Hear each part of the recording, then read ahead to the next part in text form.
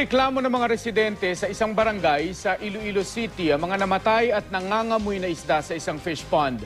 Nananawagan naman ng lokal na pamahalaan na huwag na muna mangisda sa ilog malapit sa lugar. Makibalita tayo kay Jennifer Muniesa ng GMA Iloilo. Ito ang tumambad sa mga residente ng Zone 1 Barangay Kalumpang sa Molo, Iloilo City kahapon ng umaga. Mga patay at nabubulok na isda na nakalutang sa fish pond.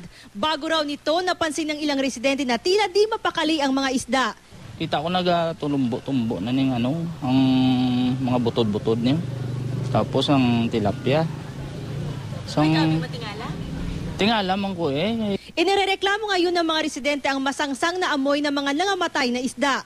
Inaanod pa ang mga ito sa ilog kung saan nakadugtong ang sapa. Kaya panawagan ng lokal na pamahalaan. Ma-inform naton nga ang atong mga pumuluyo basi may within di Kalumpang, Kalaparan, kag Santo Niño Norte nga ibitar naton anay ang pagpangwa sang isda sa suba. Nagpunta na sa lugar ang mga tauhan ng Bureau of Fisheries and Aquatic Resources at kumuha ng sample ng tubig. Sinusuri nila ito para malaman kung ano ang sanhi ng pagkamatay ng mga isda.